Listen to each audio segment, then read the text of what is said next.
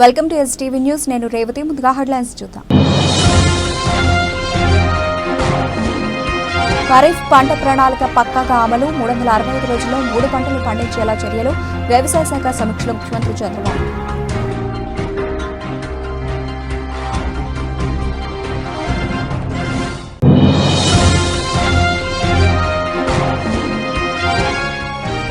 ముఖ్యమంత్రి చంద్రబాబు నాయుడుతో కేంద్ర గనుల శాఖ మంత్రి కిషన్ రెడ్డి భేటీ.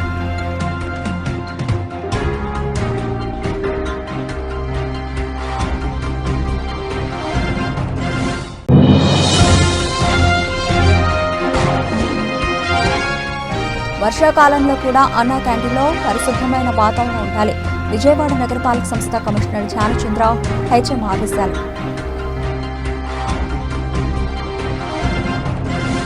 All India private schools association Andhra Pradesh రాష్ట్రంలో గ్రామీణ విద్యాజ్యోతి భారత ప్రైవేట్ లిమిటెడ్ భాగస్వామ్యంతో గ్రామీణ స్థాయిలో pre primary schools ప్రారంభిస్తున్నట్లు association director సుజు Augustine తెలిపారు. ఇప్పటికే కేరళ రాష్ట్రంలో తమ అసోసియేషన్ ఆధ్వర్యంలో 2007 సంవత్సరం నుండి ప్రీ ప్రైమరీ ఎడ్యుకేషన్ అందిస్తున్నట్లు తెలిపారు. తెలుగు రాష్ట్రాలైన ఆంధ్రప్రదేశ్, తెలంగాణలో ప్రీ ప్రైమరీ స్కూల్స్ ఏర్పాటు చేసేందుకు చర్యలు చేపట్టామన్నారు. ఈ స్కూల్స్ ఏర్పాటుతో పాటుగా నిరుద్యోగ మహిళలకు నర్సరీ టీచర్స్ ఉద్యోగ అవకాశాలను సైతం కల్పించినట్లు చెప్పారు. All India private schools association గ్రామీణ విద్యాజ్యోతి భారత ప్రైవేట్ లిమిటెడ్ సంయుక్త ఆధ్వర్యంలో గాంధీనగర్లోని ప్రెస్ క్లబ్లో విలేకరుల సమావేశాన్ని నిర్వహించారు. ఈ సమావేశంలో పాల్గొనేందుకు న్యూఢిల్లీ నుంచి వచ్చిన అసోసియేషన్ డైరెక్టర్ సుజు అగస్టిన్ మాట్లాడుతూ జాతీయ విద్యా విధానం 2020 నిబంధనలకు లోబడి ఆంధ్రప్రదేశ్, తెలంగాణ రాష్ట్రాల్లో గ్రామీణ స్థాయిలో అత్యాధునిక వసతులతో పాఠశాలలను తమ అసోసియేషన్ గ్రామీణ విద్యాజ్యోతి భారత ప్రైవేట్ లిమిటెడ్ కంపెనీ భాగస్వామ్యంతో ఏర్పాటు చేస్తున్నట్లు వివరించారు. ఆంధ్రప్రదేశ్ రాష్ట్రంలో 500 పాఠశాలను తొలి దశలో ఏర్పాటు చేసే లక్ష్యంతో ఉన్నామన్నారు. పాఠశాల ఏర్పాటుకు ప్రతి స్కూల్కి 3 లక్షల రూపాయలను అసోసియేషన్ అందిస్తుందన్నారు. గ్రామాల్లో విద్యా బోధనలకు తగిన అర్హతలతో ఇంటర్మీడియట్ డిగ్రీ ఉన్న నిరుద్యోగ మహిళలకు పాఠశాలలో ఉపాధ్యాయులుగా అవకాశం కల్పిస్తామన్నారు. గ్రామీణ స్థాయిలో నాణ్యమైన విద్యను అందించడమే కాకుండా నిరుద్యోగ గ్రామీణ మహిళలకు స్వయం ఉపాధి కల్పించాలనే లక్ష్యంతో తమ అసోసియేషన్ ఉందన్నారు. ఈ విలేకరుల సమావేశంలో గ్రామీణ Vidya Jyothi Bharat private limited director R Srinivas తదితరులు పాల్గొన్నారు. ఈ కార్యక్రమం మన ఆంధ్రప్రదేశ్లో విజయవాడలో మన పాత్రికేయ మిత్రులందరి సమక్షంలో ఈ కార్యక్రమం ఒక ఉద్దేశం అంటే మీ అందరి దగ్గరికి వచ్చి మా ప్రోగ్రామ్ ఏంటి ఎక్స్ప్లెయిన్ చేయడానికి మెయిన్ ఉద్దేశం ఏంటంటే సుజు అగస్టిన్ గారు all India private schools association New Delhi Kerala. So I will be able to communicate with you only in English. As you all are aware that today's press meet is for the announcement of preschool startup project in Andhra state. 500 preschools to be started by All India Private Schools Association in collaboration with the Grameen Vidya Jyoti Bharat Private Limited. As he already informed that he is the director of Bharat Vidya Jyoti Bharat Private Limited Company, and he is Mr. Dr. Somashekar. He is the managing Grameen Vidya Jyoti Bharat Private Limited Company in Andhra. We start 500 pre-primary schools. It is very much important to support and make maximum benefits out of this project. To start the preschools in our state. Why it is important? This project is according to the National Education Policy 2020 by the Government of India. They have started this National Education Policy 2020 and announced pre-primary education, nursery, LKG, UKG, pre-primary, preschool education is important for the children of 3 to 6 years of age. That is why All India Private Schools Association is going to start this project in both Telangana and Andhra states. Last day, one day before, we conducted one press meet in Hyderabad also. Total, in the first phase, total 500 schools will be started in village panchayats of Andhra state. Why we start this project in village panchayats? Because This project is a project where we start the preschools with CSR funding. For one preschool, we will give 3 lakhs rupees to start one preschool. 3 lakhs rupees will be allotted. Fund will be given by EPSA. This project will help 2000 women graduates from Andhra to get job as a preschool teacher in the beginning stage. In all the village panchayats, we will start this project. In the year of 2007, we already started this project in Kerala state. నా పేరు Somashekar, managing director of గ్రామీణ Vidyajyothi Bharat private limited, Hyderabad. బేసికల్గా నాది గుంటూరు జిల్లా, Bapatla, so Andhra. మేము మొట్టమొదటిగా satellite technology గ్రామీణ Vidyajyothi Bharat private limited ఒక ముఖ్య ఉద్దేశం ఏంటంటే, ఒక కార్పొరేట్ ఎడ్యుకేషన్ పేరెంట్స్ లక్షల రూపాయలు ఖర్చు పెడితే తప్ప రాని కార్పొరేట్ ఎడ్యుకేషన్ని మండలం లెవెల్కి, గ్రామీణ ప్రాంతాలకు తీసుకెళ్ళి శాటిలైట్ టెక్నాలజీ ద్వారా పేరెంట్స్ మీద, తల్లిదండ్రుల మీద ఎటువంటి ఆర్థిక భారం పడకుండా విద్యార్థులు ఒక కార్పొరేట్ స్కూల్లో నేర్చుకునే అన్ని అంశాలను పొందుపరిచి ఒక ప్రోగ్రామ్ డిజైన్ చేయడం జరిగింది. ఆ ప్రోగ్రాంలో భాగంగానే all India private schools association director అయినటువంటి సిజు అగస్టిన్ గారిని 2021లో కలవడం జరిగింది.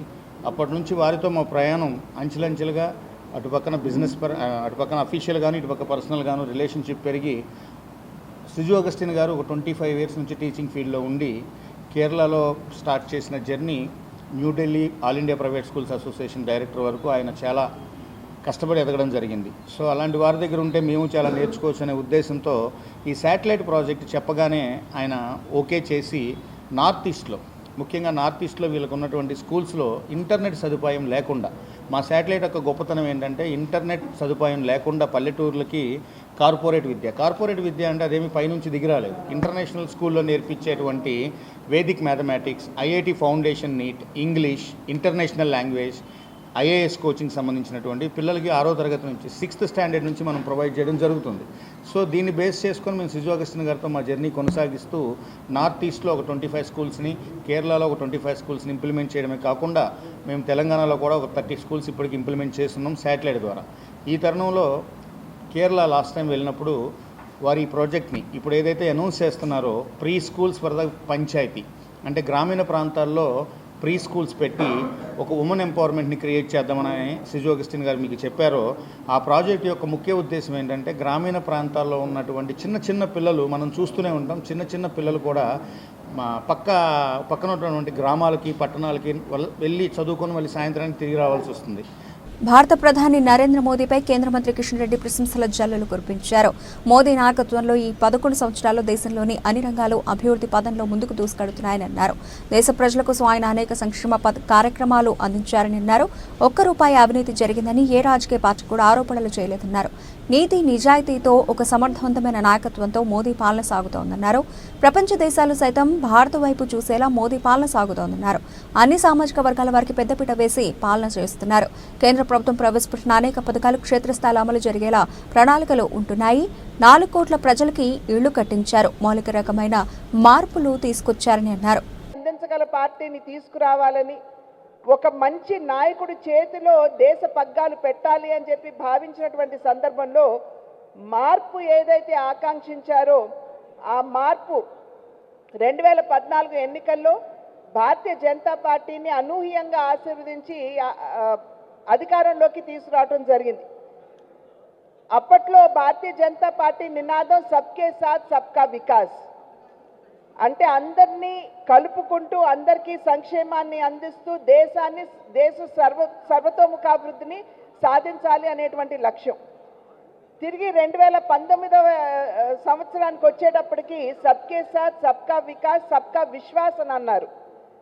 అంటే అందరి విశ్వాసంతో ఏదైతే 14 నుండి 19 వరకు దేశ ప్రజలకి వాగ్దానం చేశారు వాటిని నెరవేర్చినటువంటి నేపథ్యంలో దేశానికి ఒక మంచి పరిపాలన, అవినీతి రహిత పాలన అందించినటువంటి సందర్భంలో అందరి విశ్వాసాన్ని చూరగొన్నాం కాబట్టి సబ్కే సాత్ సబ్కా వికాస్ సబ్కా విశ్వాస్ అని అన్నారు. తిరిగి 2024వ సంవత్సరానికల్లా సబ్కే సాత్ సబ్కా వికాస్ సబ్కా విశ్వాస్ సబ్కా ప్రయాస్ అని చెప్పి భారతీయ జనతా పార్టీ నిర్ణయించడం జరిగింది. అంటే అందరితో పాటుగా మనం సంక్షేమాన్ని అందరికీ అందిస్తూ అందరి విశ్వాసాన్ని చూరగొనడం మాత్రమే కాకుండా ఈ లక్ష్యాన్ని చేరుకోవడంలో అందరి యొక్క సహకారం భాగస్వామ్యం ఉన్నది అని చెప్పి తెలియజేసినటువంటి నేపథ్యం. ఎందుకంటే వికసిత్ భారత్ అనేటువంటి లక్ష్యం ఏదైతే ఉంటుందో, కళ ఏదైతే ఉంటుందో, అది కేవలం రాజకీయ పార్టీలో లేదా ప్రభుత్వాలు సాధించేది కాదు. ప్రజల యొక్క భాగస్వామ్యం దీంట్లో ఉంటే మనం ఆ కళని సాకారం చేసుకోగలం అనేటువంటి ఆలోచనతోటి సబ్కా విశ్వాస్ మాత్రమే కాకుండా సబ్కా ప్రయాస్ అని కూడా దానికి జోడించడం జరిగింది. నరేంద్ర మోడీ గారు అనేక సందర్భాల్లో చెప్పారు, నేను పేదరికం నుండి వచ్చినటువంటి సందర్భంలో దేశంలో ఉన్నటువంటి పేదవాడిని కేంద్ర బిందువు చేసుకుని నరనరాల్లో నాకు పేదరికం గురించి తెలుసు కాబట్టి పేదవాడికి మంచి చేకూర్చేటువంటి కార్యక్రమాలు చేస్తానని చెప్పి నరేంద్ర మోడీ గారు అనేక సందర్భాల్లో చెప్పారు. దానికి అనుగుణంగానే ఇవాళ ఏ కార్యక్రమం చూసినా కూడా దేశంలో ఉన్నటువంటి పేదవాడు, బడుగు బలహీన వర్గాల వారి యొక్క అభివృద్ధి కోసం, వారికి సంక్షేమాన్ని అందించడం కోసం భారతీయ జనతా పార్టీ నాయకత్వంలో ఉన్న ఎన్డీఏ కూటమి ప్రభుత్వం కట్టుబడి ఉన్నటువంటి విషయం మరి ఒక్కసారి మీ మాధ్యమంగా అందరికీ గుర్తు చేస్తున్నాను. అదేవిధంగా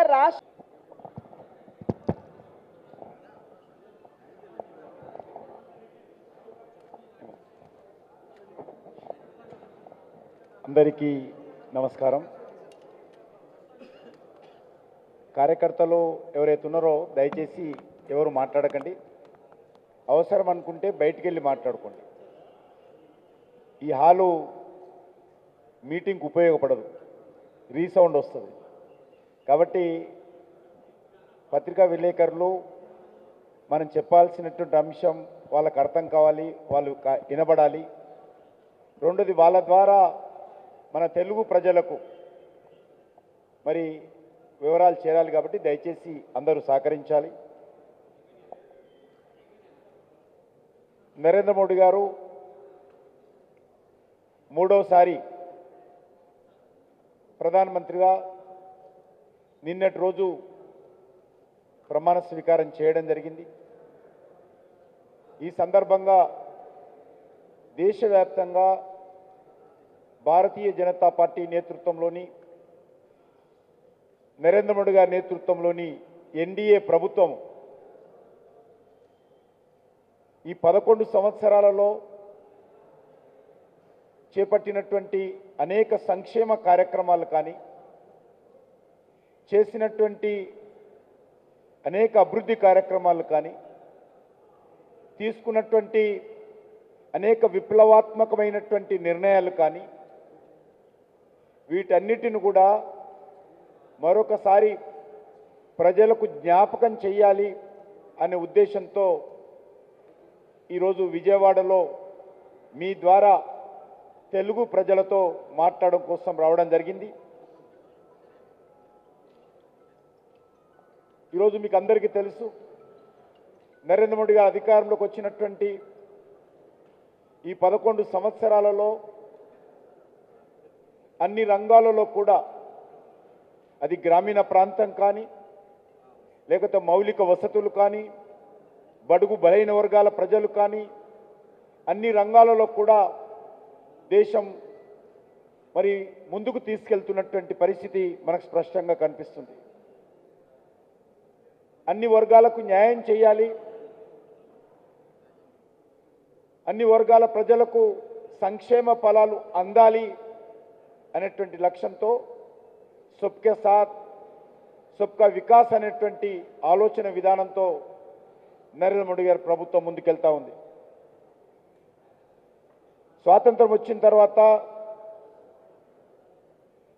11 సంవత్సరాలు పరిపాలించిన తర్వాత కూడా ₹1 అవినీతి జరిగిందని ఈ దేశంలో ఏ రాజకీయ పార్టీ కానీ, మా ప్రత్యర్థులు కానీ తట్టుకొని ఈ దేశంలో 1 నేషన్ 1 ట్యాక్స్ జిఎస్టీ తీసుకొచ్చిన విషయాన్ని ఈ సందర్భంగా మనవి చేస్తున్నాను.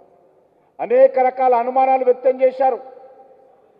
కానీ ఈరోజు జిఎస్టీ తీసుకొచ్చిన తర్వాత సాధ్యమైనంత వరకు మరి అవినీతి తగ్గింది. అదే రకంగా మోసాలు కూడా తగ్గాయనే విషయాన్ని ఈ సందర్భంగా మనవిస్తున్నాను. అంతేకాకుండా ఈరోజు పన్నుల సేకరణ తర్వాత జిఎస్టీతో 50% ఆయా రాష్ట్రాలకు జిఎస్టీలో ఇస్తున్న విషయాన్ని మనవి చేస్తా ఉన్నాను. అంతేకాకుండా 2014 ముందు స్వాతంత్రం వచ్చినప్పటి నుంచి 2014 వరకు డివల్యూషన్ ఫండ్స్ కింద రాష్ట్రాలకు 32% వచ్చింది. అనేక సార్లు 1%, 2% పెంచుకుంటూ 2014 వరకు 1947 నుంచి 2014 వరకు లెక్కిస్తే 32% డివల్యూషన్ ఆఫ్ ఫండ్స్ స్టేట్స్కి వచ్చేది. కానీ ఒక ముఖ్యమంత్రిగా రాష్ట్రాల పరిస్థితి నరేంద్ర మోడీ గారికి తెలుసు కాబట్టి రాష్ట్రాలు కూడా ఆర్థికంగా బలంగా ఉండాలి అని ఆకాంక్షించేటువంటి వ్యక్తిగా నరేంద్ర మోడీ గారు ప్రధానమంత్రి అయిన తర్వాత 32% ఉన్నటువంటి డివల్యూషన్ ఫండ్స్ను ఈరోజు మరి 42%గా పెంచిన విషయాన్ని, పెంచి రాష్ట్రాలకు నిధులు సమకూరుస్తున్న విషయాన్ని నేను ఈ సందర్భంగా మనవిస్తున్నాను. ఇది చాలా గొప్ప నిర్ణయము, ధైర్యమైనటువంటి నిర్ణయము, రాష్ట్రాలు బలపడాలని కోరుకునేటువంటి నిర్ణయం అని కూడా ఈ సందర్భంగా మనవి చేస్తా ఉన్నాను. అదేవిధంగా ఈరోజు ఈ యొక్క డెవల్యూషన్ ఆఫ్ ది ఫండ్ కింద నరేంద్ర మోడీ గారు రాకముందు రాష్ట్రాలకు అంటే 2014 లెక్క తీసుకుంటే ఆ రోజు మరి యూపీఏ హయాంలో 10 సంవత్సరాలలో 2004 నుంచి 2014 వరకు మరి 10 సంవత్సరాలలో 18 లక్షల కోట్లు. ప్రధాని మోదీ దేశానికి సుపరిపాలన, దృఢమైన నాయకత్వంతో మంచి పాలన అందిస్తున్నారని బీజేపీ రాష్ట్ర అధ్యక్షురాలు దగ్గుబాటి పురంధరేశ్వరి అన్నారు. కేవలం అభివృద్ధి చెందిన భారతదేశమే కాదు, ప్రతి సామాజిక వర్గం ఎదుగుదల ఉండాలని మోదీ కోరుకుంటున్నారన్నారు. సబ్కా వికాస్, సబ్కా ప్రయాస్, సబ్కా విశ్వాస్తో అన్ని లక్ష్యాల్ని ఛేదించాలని ఉద్దేశంతో మోదీ పాలన సాగుతోందన్నారు. ఏపీలో గత ప్రభుత్వం రాక్షస పాలనతో ప్రజలను ఇబ్బందులకు గురిచేస్తుందని ఆమె విమర్శించారు. కూటమి ప్రభుత్వం రాష్ట్రంలో అధికారంలోకి వచ్చాక పోలవరం ప్రాజెక్టు నిర్మాణంలో కేంద్ర సహాయ సహకారాలు అందించడం, అలాగే రాజధాని నిర్మాణం కోసం నిధులు కేటాయించారన్నారు. అందించగల పార్టీని తీసుకురావాలని, ఒక మంచి నాయకుడి చేతిలో దేశ పగ్గాలు పెట్టాలి అని చెప్పి భావించినటువంటి సందర్భంలో మార్పు ఏదైతే ఆకాంక్షించారో ఆ మార్పు 2014 ఎన్నికల్లో భారతీయ జనతా పార్టీని అనూహ్యంగా ఆశీర్వదించి అధికారంలోకి తీసుకురావడం జరిగింది. అప్పట్లో భారతీయ జనతా పార్టీ నినాదం సబ్కే సాత్ సబ్కా వికాస్, అంటే అందరినీ కలుపుకుంటూ అందరికీ సంక్షేమాన్ని అందిస్తూ దేశ సర్వతోముఖాభివృద్ధిని సాధించాలి అనేటువంటి లక్ష్యం. తిరిగి 2019వ సంవత్సరానికి వచ్చేటప్పటికి సబ్కే సాత్ సబ్కా వికాస్ సబ్కా విశ్వాస్ అని అన్నారు. అంటే అందరి విశ్వాసంతో ఏదైతే 14 నుండి 19 వరకు దేశ ప్రజలకి వాగ్దానం చేశారు వాటిని నెరవేర్చినటువంటి నేపథ్యంలో దేశానికి ఒక మంచి పరిపాలన, అవినీతి రహిత పాలన అందించినటువంటి సందర్భంలో అందరి విశ్వాసాన్ని చూరగొన్నాం కాబట్టి సబ్కే సాత్ సబ్కా వికాస్ సబ్కా విశ్వాస్ అని అన్నారు. తిరిగి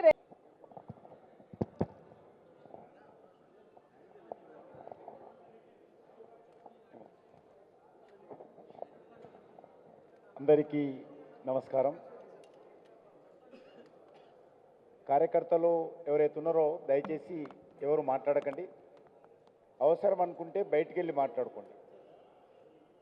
ఈ హాలు మీటింగ్కి ఉపయోగపడదు, రీసౌండ్ వస్తుంది. కాబట్టి పత్రికా విలేకరులు మనం చెప్పాల్సినటువంటి అంశం వాళ్ళకు అర్థం కావాలి, వాళ్ళు వినబడాలి. రెండోది, వాళ్ళ ద్వారా మన తెలుగు ప్రజలకు మరి వివరాలు చేరాలి కాబట్టి దయచేసి అందరూ సహకరించాలి. నరేంద్ర మోడీ గారు మూడోసారి ప్రధానమంత్రిగా నిన్నటి రోజు ప్రమాణ స్వీకారం చేయడం జరిగింది.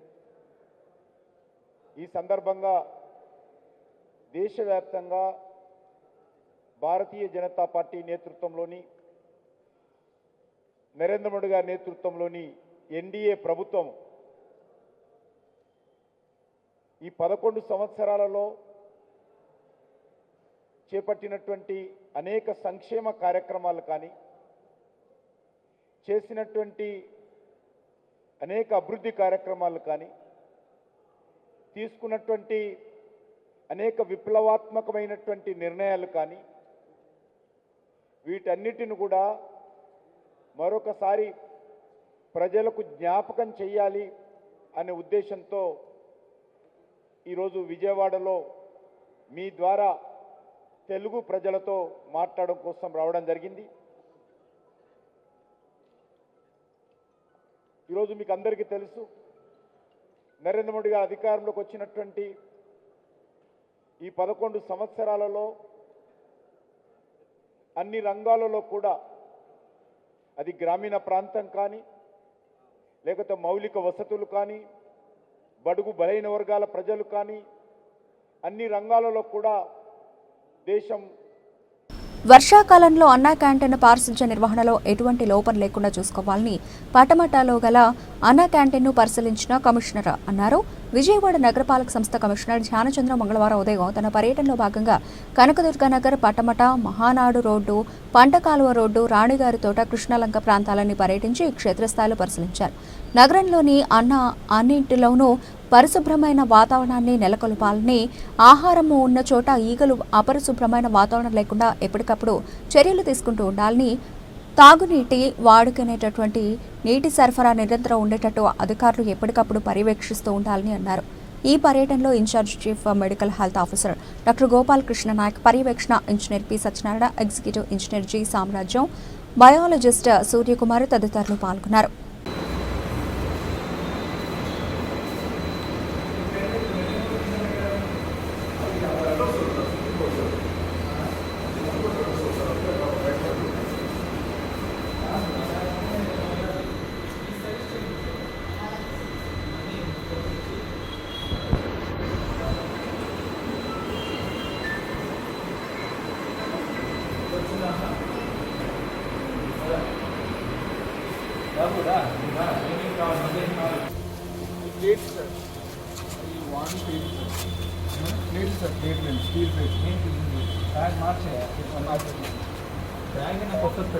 ఎవరిది కంటిన్యూ ఎవరిది?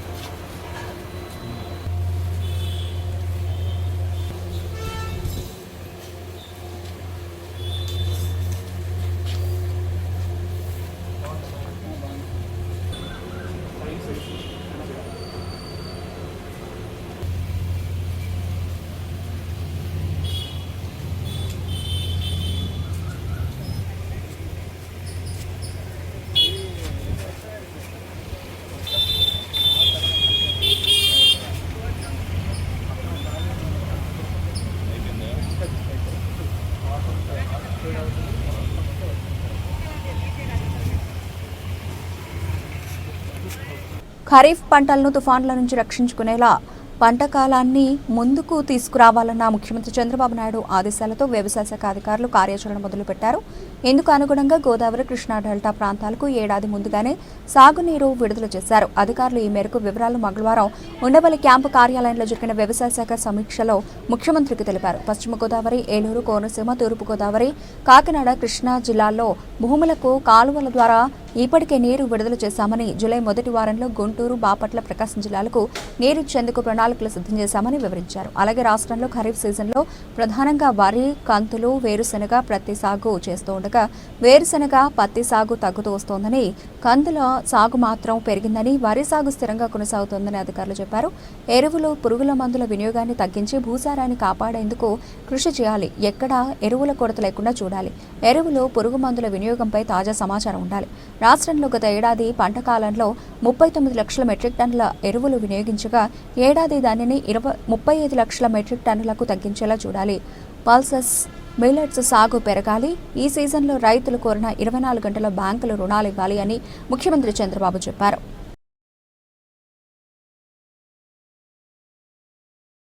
ముఖ్యమంత్రి చంద్రబాబు నాయుడుతో కేంద్ర గనుల శాఖ మంత్రి కిషన్ రెడ్డి మర్యాదపూర్వకంగా భేటీ అయ్యారు.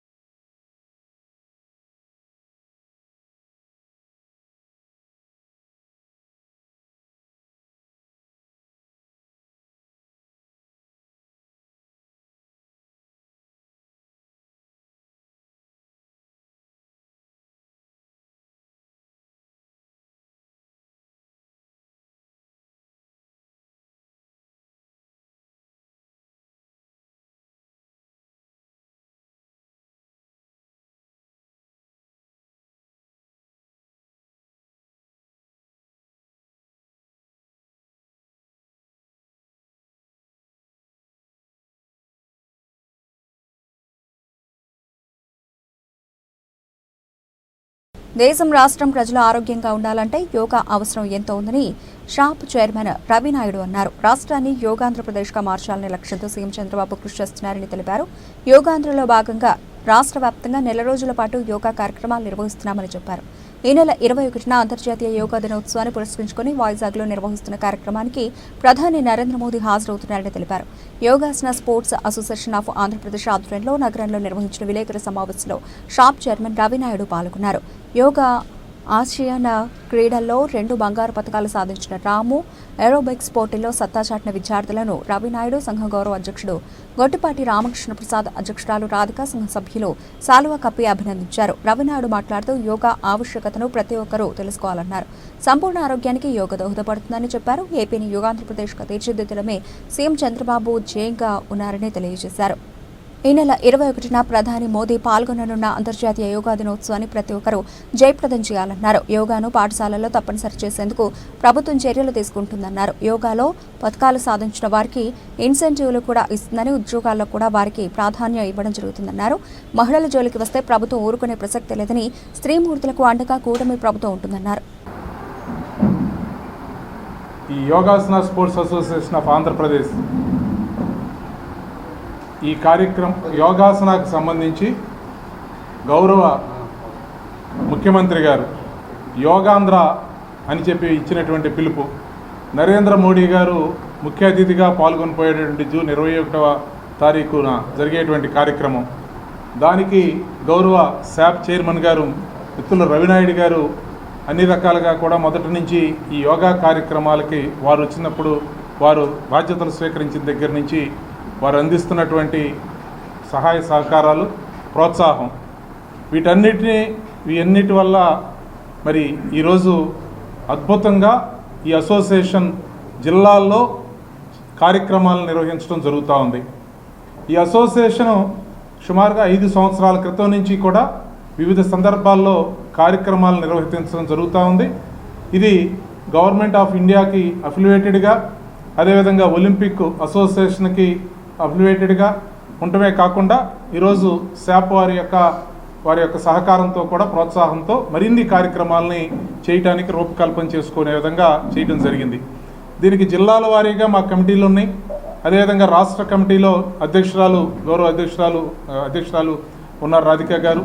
అలాగే జిల్లాల నుంచి జిల్లా కమిటీ అధ్యక్ష కార్యదర్శులు అందరూ కూడా అన్ని జిల్లాలకి కూడా ఉండటం జరిగింది. ఎందుకు ఈ విషయం చెప్తున్నానంటే ఇక్కడి నుంచే మేము జిల్లా పోటీలు నిర్వహించాం 4 సంవత్సరాల నుంచి. వాళ్ళు రాష్ట్ర పోటీలకు వెళ్ళారు. రాష్ట్ర పోటీల్లో పాల్గొన్నటువంటి వాళ్ళు జాతీయ స్థాయి పోటీలకు వెళ్ళారు. జాతీయ స్థాయి పోటీల్లో గెలిచినటువంటి వారు ఆసియన్ పోటీలకు కూడా వెళ్ళడం జరిగింది. అలా ఆసియన్ పోటీల్లోకి వెళ్ళి మరి గోల్డ్ మెడల్స్ని సాధించుకొచ్చిన వారు 3 ఉన్నారు. అయితే ఒకరు అక్కడ కార్యక్రమాల్లో ఉంటూ ఇక్కడ రాము ఆయన రావడం జరిగింది. ఈయన 2 గోల్డ్ మెడల్స్ని సాధించారు. ఎలక్ట్రానిక్ అండ్ ప్రింట్ మీడియా వారికి నమస్కారం తెలియజేసుకుంటూ, ఈరోజు గొట్టిపాటి రామకృష్ణ గారు యోగా మీద ఎవరైతే నేషనల్ మెడల్ మెడల్స్ వచ్చాయో, ఏషియన్ స్థాయికి వెళ్ళి వాళ్ళ ప్రతిభను చూపించారో యోగాలో, వాళ్ళని గౌరవించి సత్కరించే కార్యక్రమం అసోసియేషన్ ద్వారా ఈరోజు ఇక్కడ నిర్వహించడం జరుగుతుంది. ఈరోజు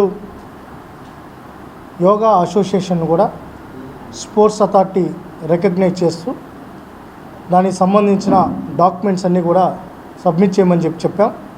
ఎందుకంటే ఇక్కడ ప్రెసిడెంట్ గారు రాధిక గారు ఉన్నారు, ఇంకా ఇక్కడ ఎవరైతే కమిటీ మెంబర్స్ ఉన్నారో నియోజకవర్గ స్థాయి నుంచి యోగా సంబంధించిన కమిటీలు ఉండాలి.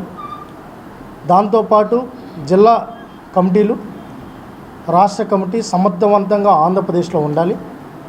ఈ అసోసియేషన్ ద్వారా మరింత మంది యోగాలో భాగస్వాములు కావాలి.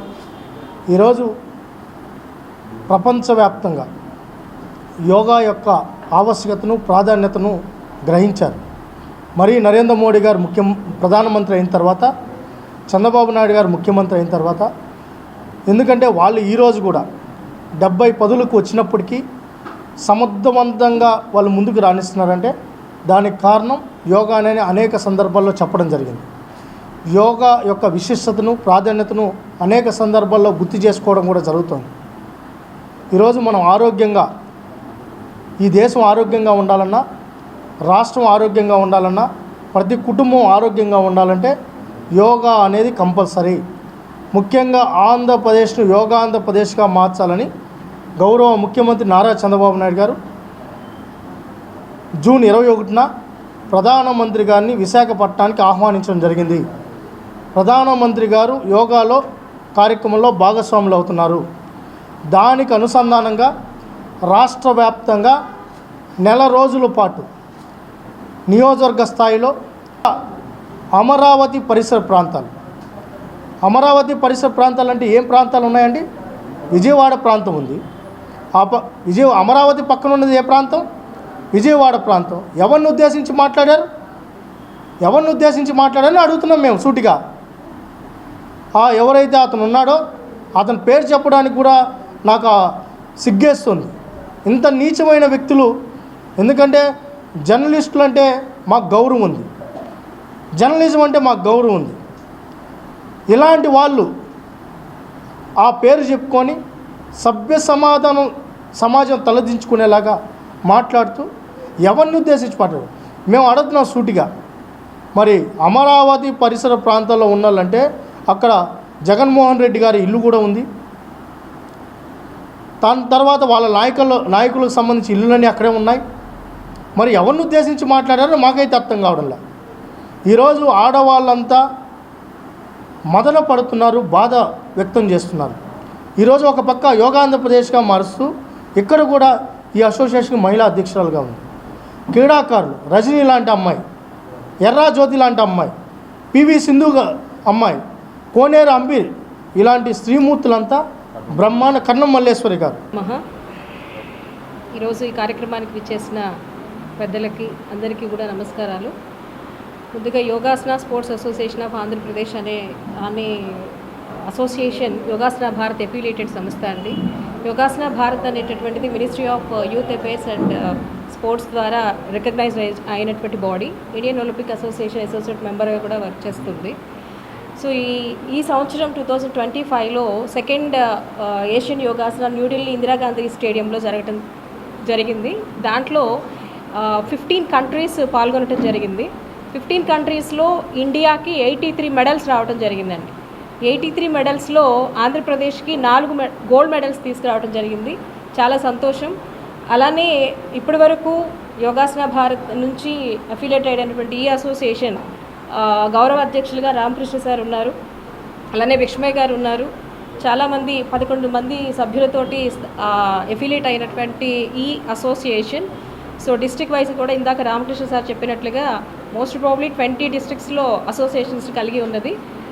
సో రీసెంట్గా మనకి యోగాంధ్రప్రదేశ్ అనౌన్స్ చేసిన తర్వాత, సో మోడీ గారు అండ్ చంద్రబాబు నాయుడు గారి యొక్క ఆధ్వర్యంలో యోగాంధ్రప్రదేశ్ స్థాపించడం అనేది నిజంగా చాలా సంతోషదాయకం.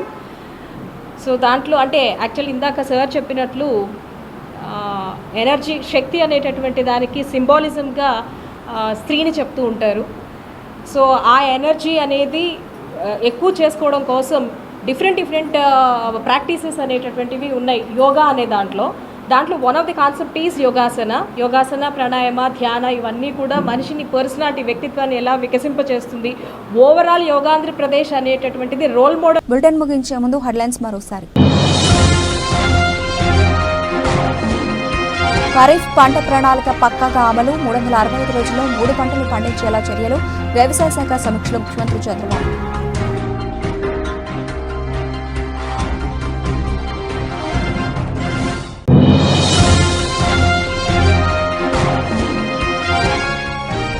ముఖ్యమంత్రి చంద్రబాబు నాయుడుతో కేంద్ర గనుల శాఖ మంత్రి కిషన్ రెడ్డి భేటీ.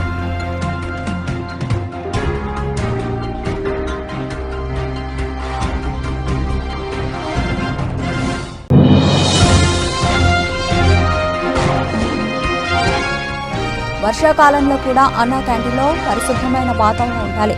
విజయవాడ నగరపాలక సంస్థ కమిషనర్ ధ్యానచంద్ర హెచ్ఎం ఆదేశాలు. ఇవే ఇప్పటివరకు నబిల్చిన అప్డేట్స్. మరిన్ని అప్డేట్స్తో మళ్ళీ కలుద్దాం. అంతవరకు సెలవు. నమస్తే.